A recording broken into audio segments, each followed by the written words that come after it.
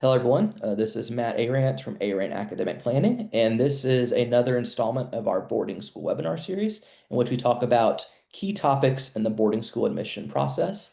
And this one is going to be about financial aid, kind of giving you the nuts and bolts of that process. So I'm joined by Chris from the Hill School. You give a brief introduction to yourself, Chris? Yeah, sure. Hi, everybody. Appreciate your time. And Matt, thanks so much for having me. As he said, my name is Chris Bala. I work at the Hill School. We're a co-ed ninth through 12th grade boarding school, including PGs, located about an hour west of Philadelphia.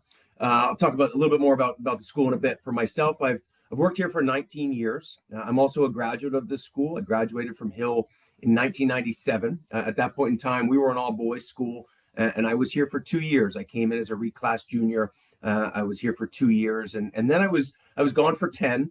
I was gone for 10 years before I returned, and that has started this stretch of time where I am now. I've always worked in the admission office, and I have for about the past decade or so been our director of financial aid.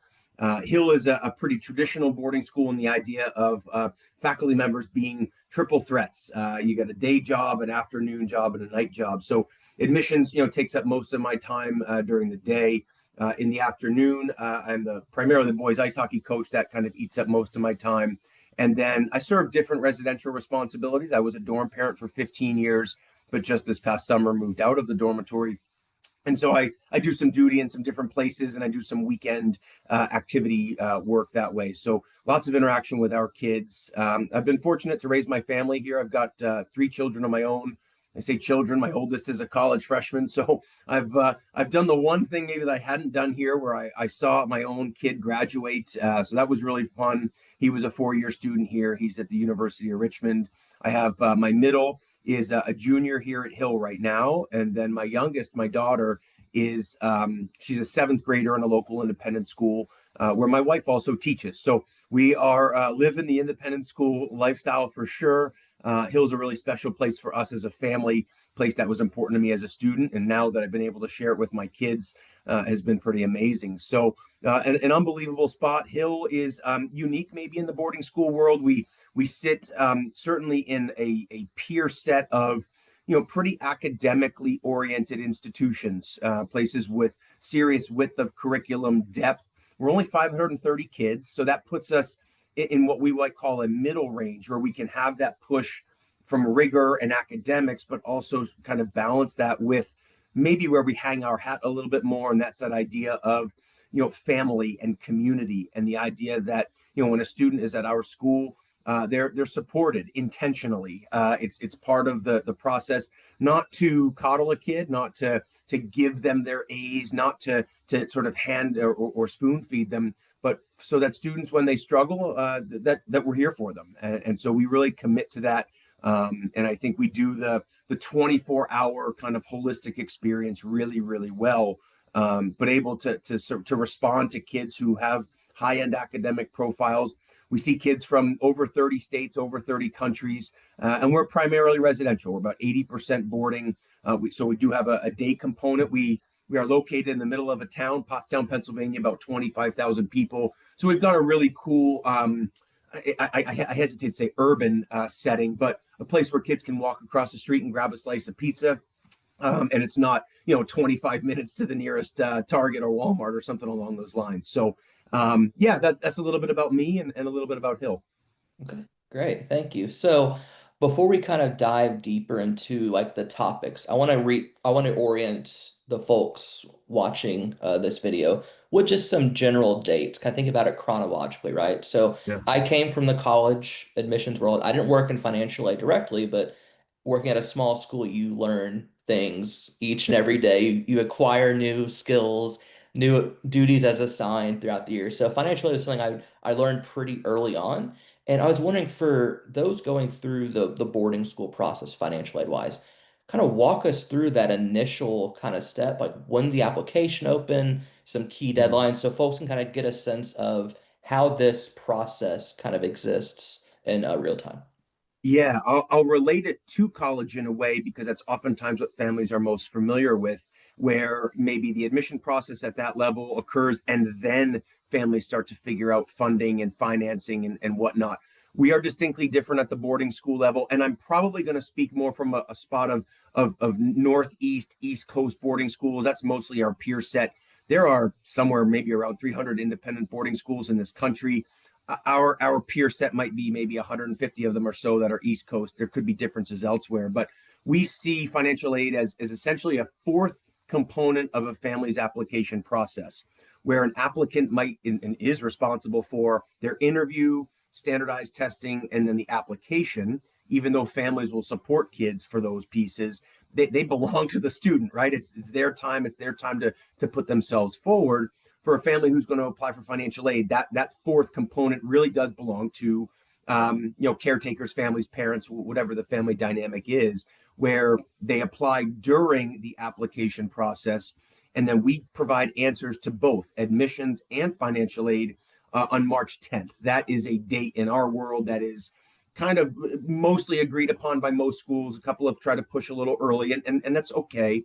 But March 10th is a date where, for the Hill School, for example, a family is going to get an admission decision. And if that decision is a yes, if that's an acceptance for their son or daughter, then they're also going to receive our financial aid determination. And the idea being, on that day, we are giving families sort of the tools, we hope, or the information they need in order to make an enrollment decision 1 month later by April 10th.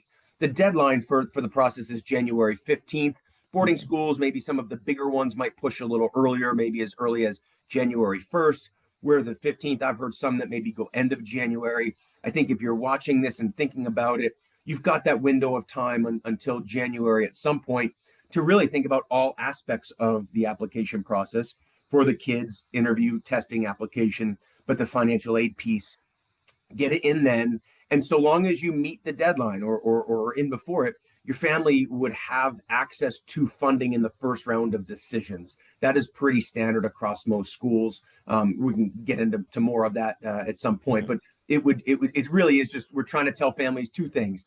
Don't let price be the reason you don't look at a school like Hill. We have an incredible financial aid budget. We do our best to meet the need of the families who apply. So don't let that be the reason that you don't look.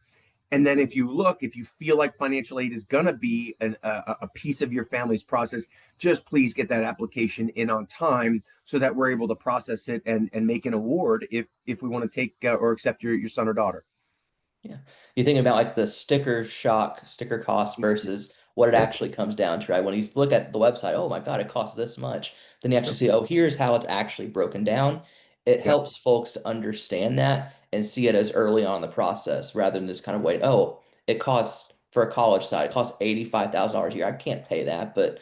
very few people actually pay that amount, but it needs to bear repeating that that's how financially it operates in the college side and some in the boarding school and independent school world that's not that dissimilar based on the school too. Yeah, affordability as an industry for boarding schools is probably, if not number one, it's always within the top three of issues facing our Mhm. schools collectively. We're obviously independent; we all operate on our own, but everybody's facing that. We're $78,000 right now per Yeah. year for boarding. We cost as much as a college, and actually more than most.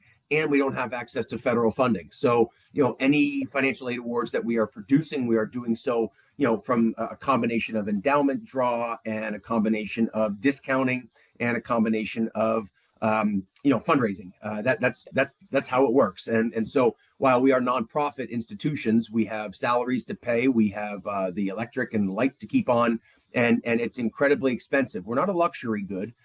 It doesn't. It's not a cheap process to produce a boarding school education. We're a premium good, and we know that it's expensive to produce the product.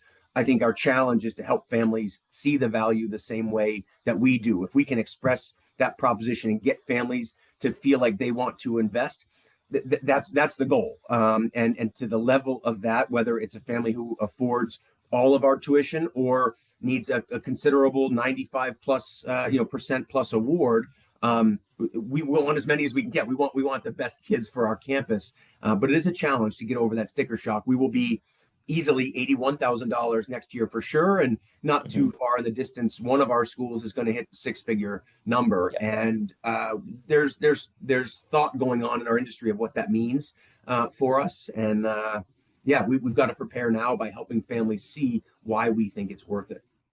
Yeah. So now kind of thinking about more of I guess, more of the logistics and the platforming. So me Yep. coming to the college side, it's pretty straightforward. You fill out the FAFSA, CSS profile, some tax documents, send it off, and then that's pretty much it, right? Whereas for my notice on the independent school side, there are specific kind of platforms you have to use. I've noticed that there's been a recent change in platforms. So I was wondering if you can kind of walk us through that recent change and if there's any kind of significant deviations from the previous platform that you and other boarding schools are using currently. Yeah, we describe the process similar to the FAFSA. We say it's easier. FAFSA can be difficult for families and brings up some negative connotations. But right now in the boarding school world, the Clarity financial aid platform is really the one used by, again, as many peer schools as I can think of, including day schools as well. But Clarity platform, it's meant to be both easier for families to submit the application. It's also meant to be a little bit more user friendly on the back end for financial aid directors and committees like we have. It does an automatic like tax document pull. I don't know all the numbers and the forms, but basically a family can fill out a financial aid application. It doesn't take 3 nights. It doesn't probably even take 3 hours. It's a little bit of documentation for maybe some assets and structures in place and whatnot, but they're going to pull your taxes straight from the IRS. They're going to ask whether W-2s come through or not. But basically, schools are trying to get to cash flow and asset structure. We use taxes to verify quite a bit of that.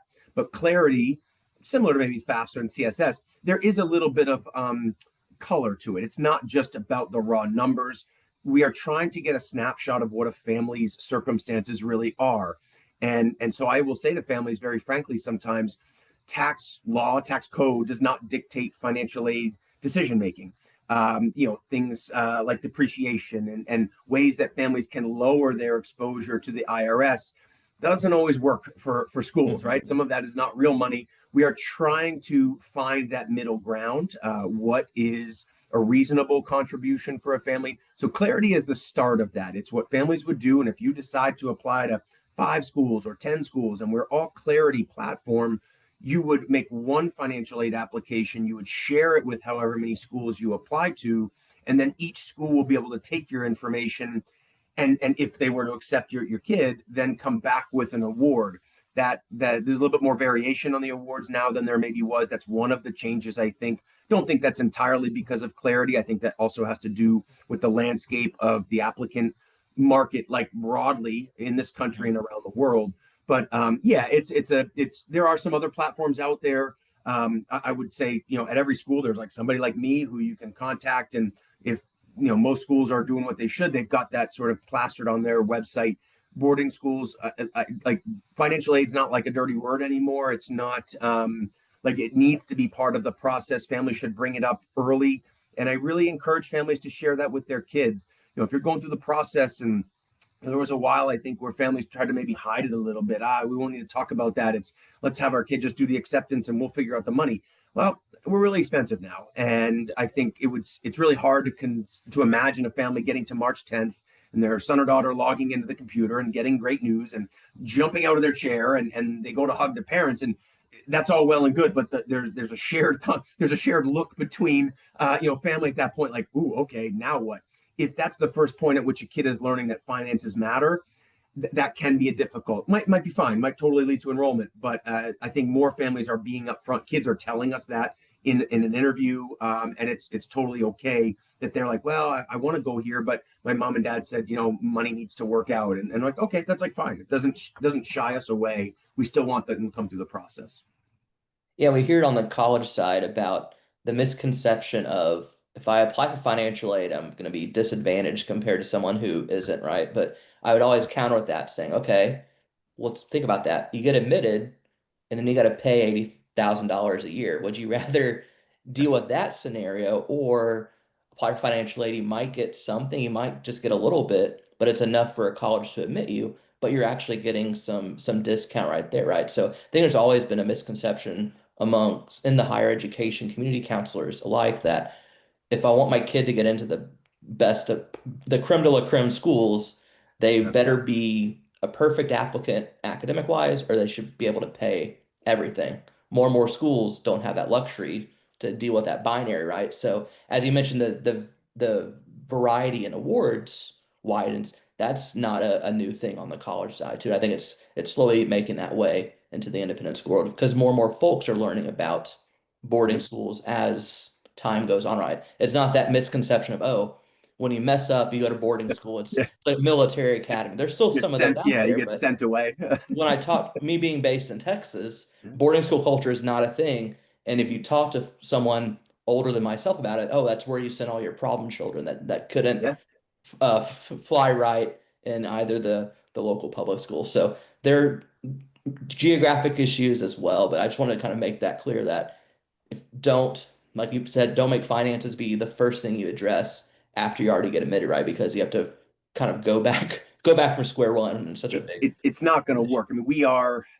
I don't know how to say this in a non-conceited way. Like Hill School's, one of the better resource schools, in terms of boarding schools in the U.S. And we would have a hard time, addressing finances after our first round. So, I heard a colleague at a peer school say it to a group of families. We were actually in Texas just recently. We were in Dallas, Houston, and we were in San Antonio. And this refrain of like, listen, if your family thinks that financial aid needs to be a part of your enrollment, apply because it doesn't disadvantage a kid. Like if a family makes too much money or has too many assets or just whatever, like we'll just tell that family they don't qualify, right? Submitting a financial aid application doesn't ensure that an award will be produced. The school might still come to the conclusion that based on what's in there, either what is stated in the information they provide, or frankly, the school doesn't have resources, right? Like we have more requests than funds. And so there becomes a point at which we've got to make hard decisions and figure out how to allocate our funds the best we can. Every school almost faces a similar situation, but getting in on the front side, that's much more valuable, or maybe not valuable. It's much more important for a family than to sort of gamify it and think that, Mhm. okay, well, if I do this, I'm gonna sneak through. Like, I just don't think that happens as much anymore. So yeah, submitting that app is always hedge that way, and then see how it goes. Yeah.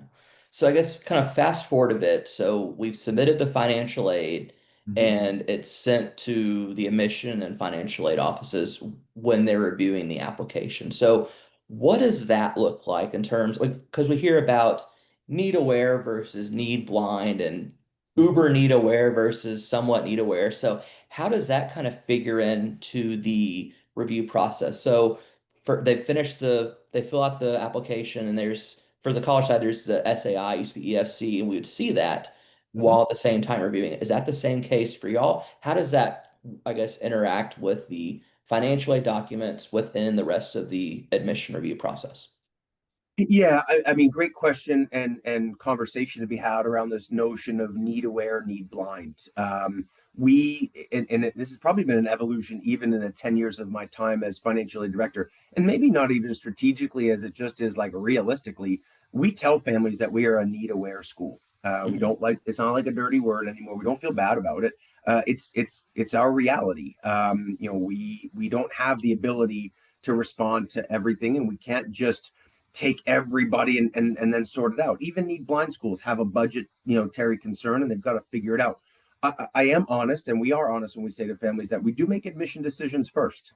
We make an admission committee meeting occurs about a student, and if they have applied for financial aid and they've been accepted, then their file comes to our committee for review. So we are only reviewing financial aid consideration for kids who've been accepted, but Mhm. even that group becomes a little bit too big. So now we have to meet our admission model, our numbers, our goals for grades, for beds, for, that stuff's like out of the control of all of the applicants. The board of trustees is going to give us, number goals and those sorts of things. We have to measure all of that. So we are a need aware school. And that's really the idea that it stays parallel as long as it can, right? The admission process works here and the financial aid process works here, but if we're giving you both decisions on March 10th, it's not parallel anymore. Those two Yeah. conversations, those streams cross.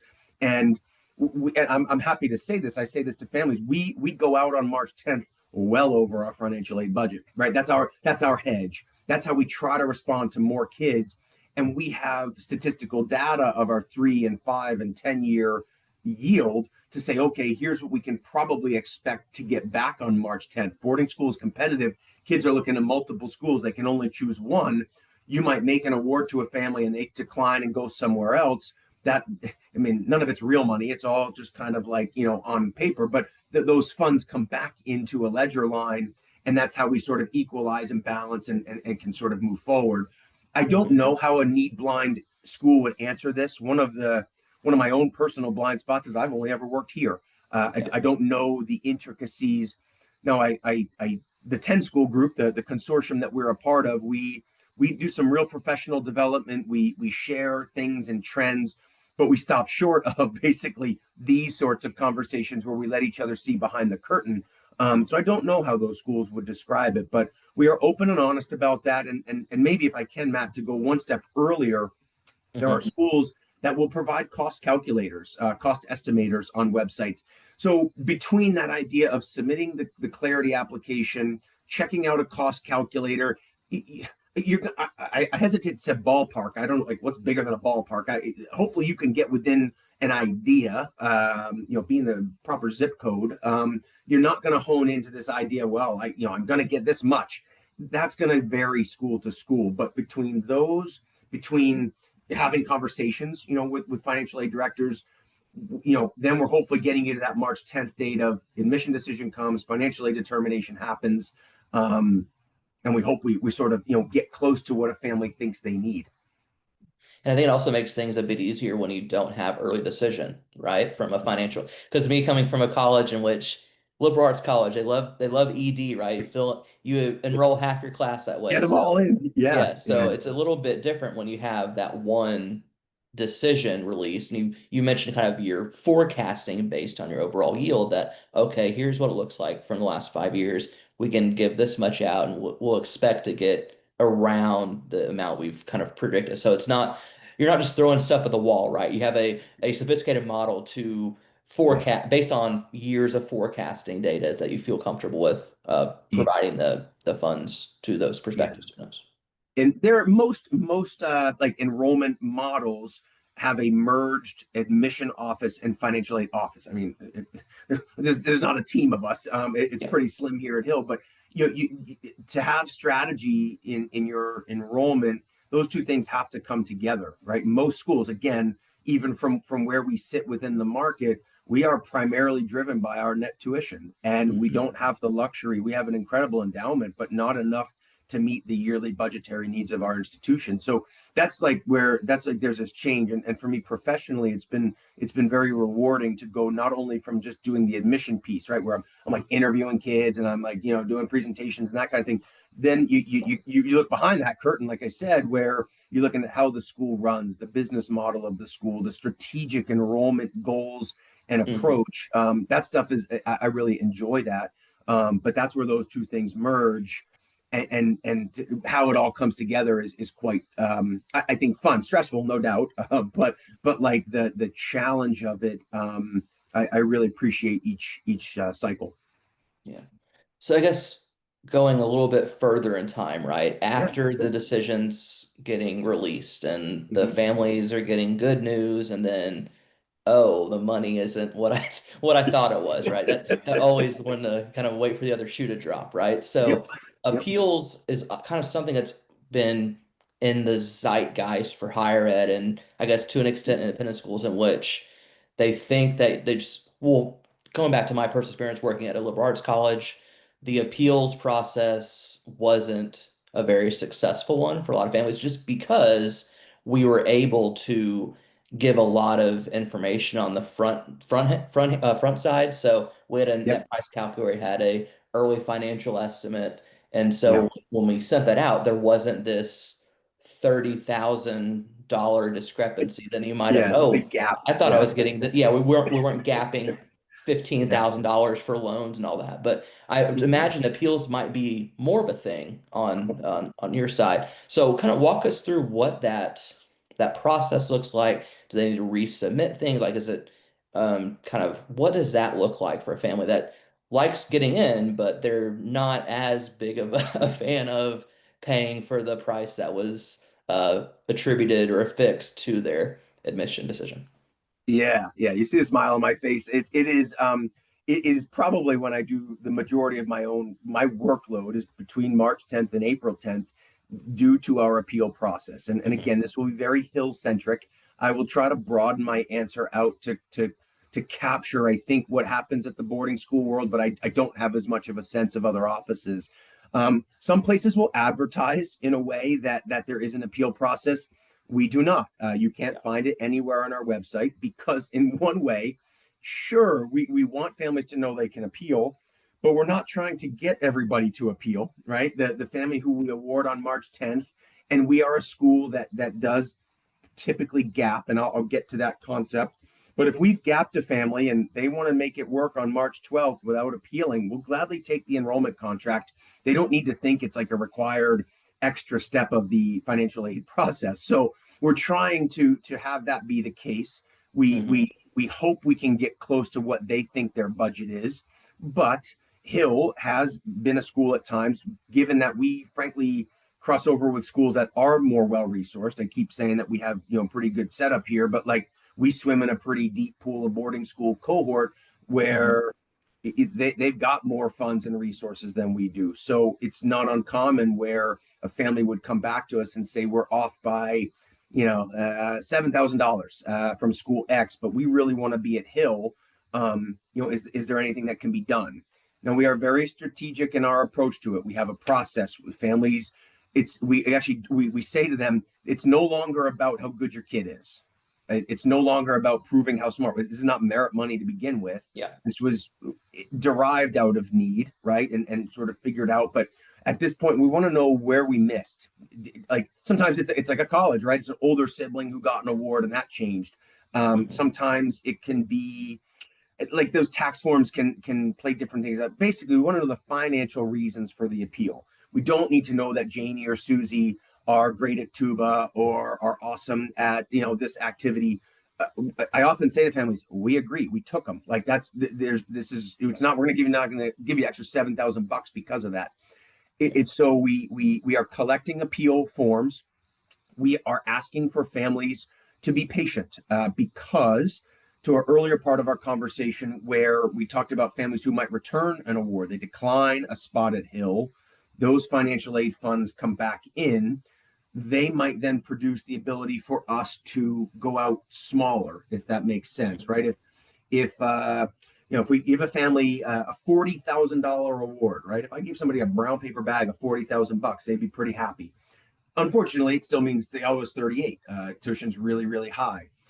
If that was the case in the first initial review, a family probably shouldn't come back and ask for another 35,000, Yeah. right? We would have been, we probably would have seen that. Or a family doesn't qualify. That means that we think they can pay the full freight. And they're like, Mhm. can you give us 60,000? We're like, those, and it's not their fault. They have Yeah. zero idea of like how our process works. But like a returning family, right, in year 1, 2 to 3, maybe we might talk about them. They might say like, the water heater went, or my roof is gone. I need an extra 1,500. Okay, like in the grand scheme of a $9 million financial aid budget, we're able to Mhm. shift those types of funds around. But on the new family front, and this goes to that concept of schools being able to make awards at I think a wider delta based on the configurability of clarity. It used to be that there was a range. A kid or a family applies to 12 schools. Maybe there's a $12,000 difference from the lowest award to the highest. Okay, most places then would be able to figure that out because if we're being high-minded and moral, we'd say, well, yeah, we want the kid to make the best choice based on the school and the family and the buy-in, and that's still all I think a motivating factor. But now the money is way more involved, where there's like a Mhm. $40,000 difference sometimes, and that can be difficult on a family to know what to expect or to think that they want to enroll their child at the school that's the best fit, but they've got to weigh the budgetary concerns. Those are like real, and that's and then on the school side, it's difficult to be like, well, I think we can enroll this kid because they're only looking at these 5 schools, but we don't really know where that financial aid is going to go. So there's a little bit of a Wild West feel to it. The appeals, though, for us, the other piece of language we use with families is please don't appeal if you're not interested in having your kid at Hill. Like this is not like just and You're some leveraging to get another award at another school. yeah, and then they're going to go shop it around. Yeah. And to be honest, that's Price another one of matching. those Yeah. gamification pieces where we can sniff it out in 2 seconds. Like Yeah. you can just tell, right? Because if you give that family what they want and they're like, oh, we need 6 more days. They're like, oh, great. Okay. They're just going to take that to other Yeah. schools. Usually when you give a family what they've asked for, close to it, boom, they answer back in like an hour. Like that's Hmm. almost like by science. Anybody who waits, we know there's some fishiness. And I guess in some ways I don't begrudge a family. It's never personal. It's not my money. It's about trying to find the right fit. But we do hope for a little transparency there and a little bit of partnership to start things off on the right foot. We also like we know we have a pretty high batting average with our appeals. Like it's part of our enrollment strategy Yeah. because we know we're gapping. We're not going to get to that spot where we're meeting every dollar of demonstrated need through the Clarity platform. Some Hmm. schools can, and because they're more well resourced, they can do that. We've had to hustle a little bit, and maybe we have a larger percentage of students like our day pool, right? Like our 35-minute circle around Pottstown, Pennsylvania has some affluence and families who can afford, but maybe not at the percentage of other schools who are located. So we commit to every day student boarding at Hill. And oftentimes we are then covering that delta from boarding or from day to boarding. Our Oh, dollars are getting stretched in way different yeah. spots. So it causes us to need to manage our budget a little differently. And again, that's part of the challenge. It's part of the fun of what we do. But the appeals are real. It's one of those things. You just ask. It's oftentimes a personal conversation. You reach out to a financial aid director and say, "Hey, we love this school for our kid. Do you think there's any way to adjust the award?" And then every school will have their own procedure. That's pretty typical across most places. Okay. So you also mentioned kind of that example of multiple kids in school, right? And how they're multi-year students. And I guess also a typical misconception of apply for financial aid when I apply, and then we're all good until I graduate, right? So what does that mean for those returning families each and every year? Do they still apply with the same materials? Like what goes into that process? And what would lead to a change in aid award, either positively or negatively? If that's possible. Like I don't know what that would look like from a it's positive it's or often negative it's side. yeah, it's often not a negative change in Yeah. award, and that's of course okay. We do as a school at Hill, we ask families to resubmit financial aid application information each year. And when a family asks this question, as many of them should, I describe it that I bet you close to 90% of our families, maybe 85, something like that, high percentage, are going to be on the same glide path. Hmm. Now, our tuition will go up every year, right? It's about 3.5, 4%. So we're 78 this year. We'll be 81 next. There's going to be an increase. We're going to cover some of that increase if we can, and we're going to ask the family to cover some of that increase if they can. That, of course, is different. A family who has a $5,000 tuition commitment for us, and tuition goes up 3,500 net, we can't we're not going to expect them to magically come up with $1,750 more dollars. That's a third of what they were already contributing. If Yeah. we've done our job and gotten them to a need based piece, they will cover some, but we will cover more. Hmm. Other end of the awarding spectrum, where it's a higher family contribution, we can cover some. Maybe sometimes we can cover none, right? And that family in that maybe 12 to 15 to 18% award, they might have to shoulder a majority of the tuition increase. We're trying to keep them on, but we're not trying to jack them by Yeah. 25%. And because that doesn't work for our budget forecast either. We need to kind of know where we're going to be. We want to help families kind of know where they're going to be. So that's how we communicate it.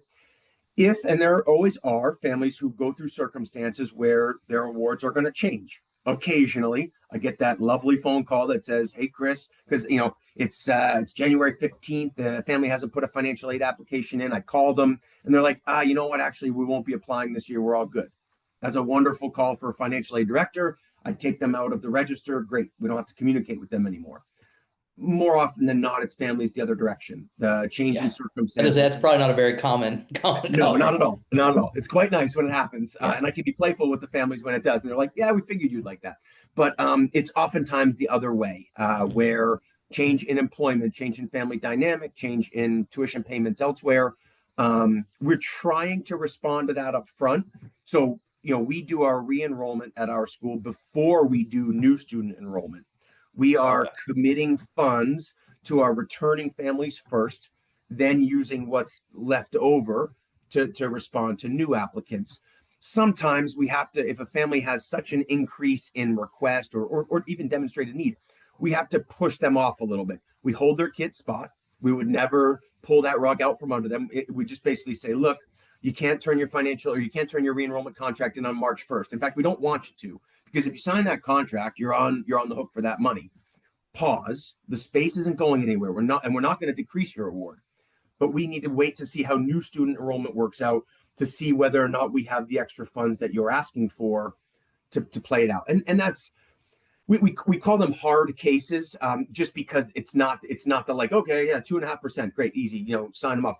They're cases that take a little bit of time. Sometimes we have a darn near 100% batting average there in terms of like when a kid starts at Hill, we're going to do everything we can to keep them here, and then just takes a little bit of time, every now and again. That's why I do think being kind of a one person shop for financial aid, it really does help me to like keep the narrative right. It's as much about the art and science of EFCs and assets and taxes and all that as it is about the science of that as it is the art of knowing a family's narrative, getting a sense of what their reality are, trying to hear them out, and mix in a little bit of like, it's not coldness, but it's this idea of like there's going to be certain times where we can't do anymore, and that's a harsh reality. That's what I like the least about my job is that Mhm. we have to have those conversations with families, especially in a need-based situation. They can think they need money for something, but their family profile suggests that maybe their decision making, it's like hard to tell a family how they should or shouldn't spend their money. It's not a conversation I enjoy having, and I try not to do it very often. But I might just say, look, we're unable to go further than this. We hope it gets your kid here, but we understand if you need to make a different decision for your family, um, that happens too. But the returners we do really, really well with. We just might need a little extra time. So in that related kind of front, you mentioned you've been at Hill for a while, right? So Uh-huh. when you think about these like seismic events, so I'm thinking about 07, 08, housing crisis, financial crisis, everything was crazy. Then you Yeah, got COVID. So in 2019 through, gosh, 2021, 2022, it just for kept sure. it kept on going, right? When you think about the fact that these kind of seismic events happen every decade, decade and a half, Uh-huh. more or less, do y'all kind of forecast that out just to know, oh, we haven't had a terrible thing happen in the country economically, or do you just kind of you don't worry about it because it's so far in the future and how that might impact the whole process, or am I just kind of over analyzing something like that? No, it's wise. Just give me something else to worry about. Sorry. What's coming next? Yeah. No, it's funny. I started at Hill in summer of '07, Okay. and Yeah. so literally like July 1 I start. I had gone here, but my previous career I like didn't even know what I didn't I'd like not done nothing like this. I didn't know one school from another school. I went to the school. I only knew the school, and so boom, the bottom falls out, and like I like vaguely knew what financial aid was when I started here, but like even that, I didn't understand the concept. But like we just figured it out. We prioritized, and I think a lesson that we learned is that families will figure it out and prioritize it as well. Hmm. If you are delivering on that idea of what the experience is for their kid, right? I go back to that. There's always that piece where they have to see the value in it. I think we're fortunate at Hill to deliver on that a strong majority of the time. But yeah, there'll be another crisis that I mean, this one could be self-created, like that $100,000 cliff. That could be, I don't know, maybe that's the Yeah. crisis. There are already independent schools and boarding schools that are closing and Hmm. shuttering, and we haven't seen too many of the co-ops yet, but there's going to be something that happens in the next 5 to 10 years for schools that unfortunately don't have the level of resources to meet and create intentional learning environments where they become so beholden to the market having to take upwards, I don't know, 70, 80% of kids who apply, they'll Mhm. lose they'll lose the exclusivity. They won't be able to enroll mission appropriate kids, and then they'll fail to deliver on their value proposition. That will cause schools to falter and fail. And nobody ever wants to see that. We are all admission professionals, but that's a harsh reality of the market that we face. And maybe that shift could change maybe near the top of the food chain where we exist, that there's less options for kids and the same number, and that could recalibrate things. And then there's something like for Hill, like we'll enter a $175 million campaign in the next probably 8 to 12 months, and if we can see that through and meet the goals, and now we're sort of hearing that financial aid has a chance to be one of the marquee components of that campaign. The generosity of previous generations will ensure and put us in a position of even more strength. That's an incredibly fortunate position for our school to be in, but that's exciting, right? That's the hedge against some of what you're talking about of what could be coming. We see it at, like the higher ed is not quite the canary in the coal mine for us, but like when you start to see like schools at that level and they talk about that enrollment cliff coming, we're not Mhm. totally immune from it. And so if Yeah. we're not thinking strategically forward far enough, we risk running into something where we have to make a drastic decision about how we run our school. And that's where strategic planning and school governance, really come in to help us deliver on the day-to-day, experience for a family who pays full tuition or for a family who receives financial aid. Our goal is that you walk around this campus and don't know who those kids are, Yeah. and that we can treat them all the same. That's the mission, and that's what we're trying to do. But we know that there's going to be some speed bumps, some more significant than others. COVID for a lot of boarding schools, as challenging as it was academic or sort of like from a day-to-day perspective and somewhat financially, we grew. And many boarding schools and financial and many independent schools did because we had the resources and space to operate and stay in person, whereas public schools didn't. And we grew. Mhm. We're almost 500, almost 550 at one point, and we feel like we're way better down. And we're 530 now. Maybe 520 is probably the optimal size for us. But COVID got some independent schools a little fat because we chased bodies, and in that case, you're chasing some tuition dollars. But we're even more fortunate. We're trying to get smaller. Some schools are just trying to make number. I think that 525, even something along those lines, would be really great. Yeah. So I don't end on a kind of somber somber note, but maybe going back to I guess the more kind of granular process. So think Yeah, about the wait list, right? So I was wondering because coming from the college side, wait list is such a it can be an irritating or be a source of frustration among yeah, everybody, families, college folks, because they're oftentimes not on the same page. There's wires being crossed, timelines. I think there's a very esteemed university that decided to add a lot of kids from the wait list to their class when classes were literally almost about to start. We don't need to name names or anything, but I think that's going to be more of the norm as we go forward. But in terms of where you're at, when a kid is waitlisted, but then due to some of those monies coming back from families that have decided to go elsewhere, and you kind of have a bit more flexibility, what does that look like in terms of admitting a student from the wait list? Is the financial aid process change because it's a different decision at first before going to admit? Like, how does that work for those families that were admitted from that wait list? yeah. I think this will be very, very case by case to school.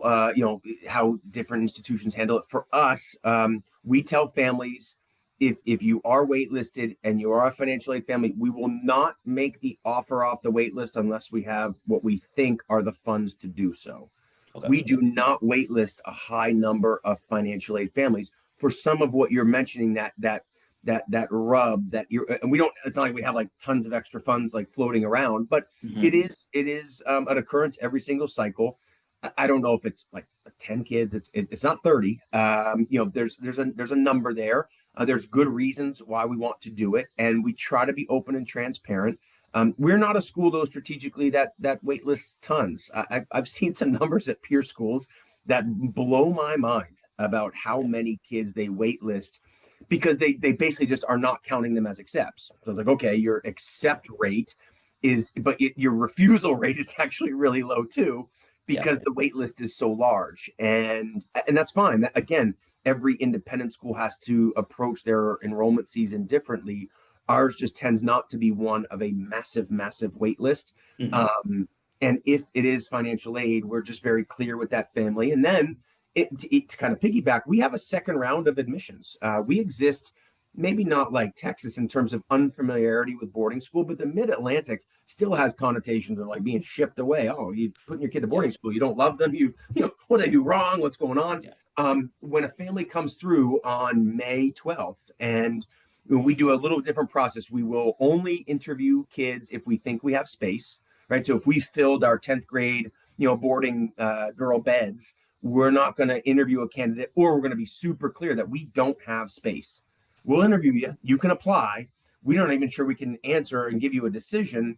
We would need somebody to drop out. We would need somebody to decide not to come. So we try to be upfront. And if it's financial aid, we're almost doing pre-reads at that point in time. Like, we don't want to take a kid through spring admissions and then get to a spot where it says, well, geez, we want to take it, but we like, let's just sort that out up front. So at the second round, it's space and money dependent at the Hill School, and we are not bashful about saying that. We are very clear, and we, like I said, we, it's not that we're like only going to interview kids we want, right? There's every now and again something comes up in an application and we need to make a decision one way or the other, but we're looking at grades up front. We're looking at space. We're looking at potential funds, like having that conversation. So hopefully we would be able to move more quickly. But for a straight waitlist family that gets that answer on March 10th, they won't get a financial aid determination at all. And then our message would be, please sit tight. And if we have both the space and the funds, we'll be in Hmm. touch. Because even then, we're not going to take a kid off the wait list and then have them appeal. Like, we're going to, like, Yeah. we would work Yeah. that out. Like, we'd say, okay, Mr. and Mrs. Jones, like, here's what we think the award could be. Is this going to work for your family? If they said no, maybe we say, well, all right, we're going to wait a little bit. Maybe something will change in 3 weeks. But oftentimes that family might jump on that spot because they know that there's, a risk of it not existing. They go to a family member to find other funds. They make their decision about whether or not they can meet the contractual obligation there. So that, yeah, there are some definite nuances late in the game like that. Okay, great. So I guess before we officially log off, I was wondering, do Sure. you have any, I don't know, like a guidance or just tips on those for those families that are there, maybe they may be a year or so out from really Sure. taking this hopefully seriously. I was wondering, Yeah. kind of just give some folks like what would you hope they could, I guess, impart on them before they get too deep in the admissions process without even thinking about financial aid. Yeah, we touched on it earlier, those concepts, right? Like, don't let money be the sole reason that you don't look. Share that, with your kid. Let it be part of the family, story or process that, if finances are going to play a part, that's an open conversation without sometimes that can put a child in a different spot. Feels like they got to live up to something. Oh, I gotta, so there's a fine line. Parental spidey sense comes into play there. You navigate that conversation. Engage people like me. Financial aid directors at schools are willing to have conversations up front to the extent they can, right? Until a family has any sort of information, and I really can't comment on, what their circumstances might be. I also really try not to overstep to sort of scare away a family up front, right? Like, I still want them to be interested in Hill. If that's a bit of a slow burn, getting them excited and growing into that idea of writing a tuition check, we're comfortable doing it. But I think engaging people like us, being timely, of course, and those sorts of things. And then, if that March 10th date comes and it's, it doesn't meet your budget, going to the school or two schools, my top two or something like that, and saying, hey, is there something that could be reevaluated here? Not being afraid to have that conversation. It's not like uncomfortable. It can be uncomfortable for families to ask more. I really appreciate that. I understand it.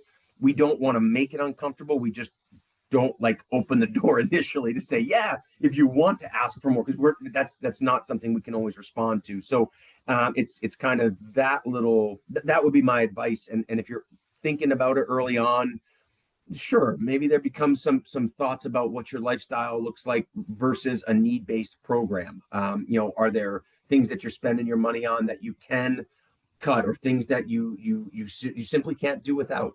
Uh, that's okay, but just if schools are need based, just know that that could be conversation. If it's merit, and there are schools out there, if it's merit Mhm. based, okay, totally different story. Now it is about sort of the school seeing the value in that kid's profile and the impact in their community, and saying, okay, we want to get that family here no matter of their means. That's a different animal than we deal with at Hill, although I see it because we have day schools in our area. We cross Yeah. over with quite a bit of them. They are almost exclusively merit based. That's a difficult conversation, although sometimes also kind of just easy, where I'm like, folks, you got X amount of dollars from that school. We don't have, there's no chance. Sorry, we can't even like do a little discount. I can't pull enough levers to make Mhm. it match that. And hopefully you want your kid at Hill, but we respect if you choose a different route. That happens too. Yeah. Okay. Great. So, on behalf of Chris and myself, I hope this conversation was informative. It wasn't too jargonrific, hopefully it kind of outline what this process is like. And I guess the important thing is also being proactive, right? You don't want to wait until it's too late. Oh, now I got to pay for it. So, hope this kind of shows you that there's enough time within the whole cycle that you can figure things out and then kind of go from there too. So, on behalf of Yeah. Chris and myself, thank you for joining us this evening and have a good rest of your night.